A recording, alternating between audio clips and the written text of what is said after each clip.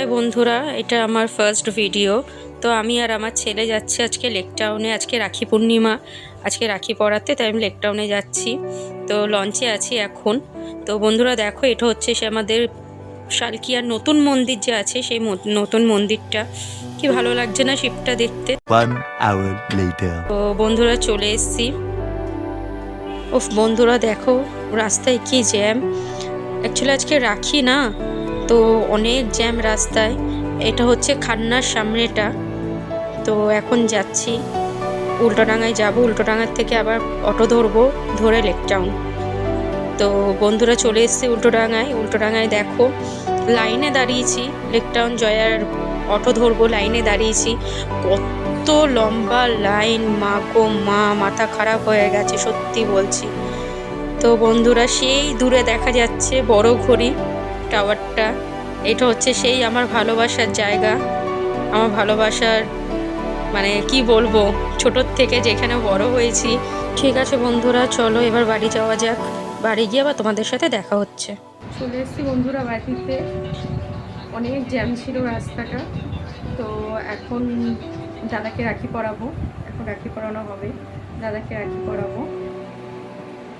চলো রাখি পরানোর সময় দেখা হচ্ছে। তো এটা আমি দাদাকে রাখি পরাচ্ছি। কি ভালো লাগছে না রাখিটা, খুব পছন্দ হয়েছে রাখিটা। তো এটা হচ্ছে আমার ছেলে, আর এটা হচ্ছে ছেলের বোন, মানে আমার বৌদির দিদির মেয়ে।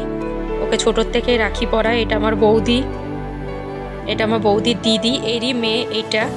ঠিক আছে, তো আমার ছেলে দাদা হয়, ও বোন রাখি পরাচ্ছে। সত্যি ওরা খুব ভালোবাসে, ওরা দুই বোন।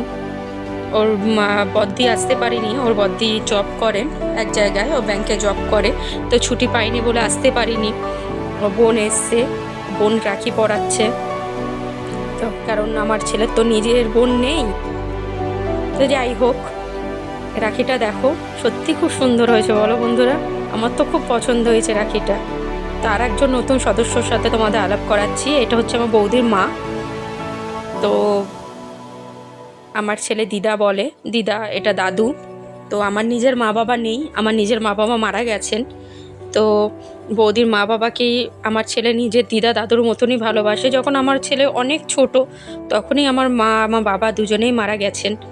তো আজ অনেক বছর হলো, আমার বাবা মারা গেছে আজ 13 বছর হয়ে গেল, আমার মা মারা গেছে আজ 6-7 বছর হয়ে গেলেন। তো তখন ছেলে আমার অনেক ছোট, অতটা জানে না। তো আমার বৌদির মা বাবা সত্যিই নিজের নাতির মতন আমার ছেলেকে খুব ভালোবাসে, আমাকে নিজের মেয়ের মতন ভালোবাসে। মিথ্যা কথা বলবো না, খুবই ভালোবাসে, খুবই।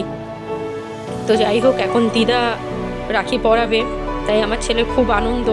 আমার ছেলে আগে হাতের দিকে তাকাচ্ছে, দিদার হাতে কত টাকা আছে সেটা আগে দেখছে।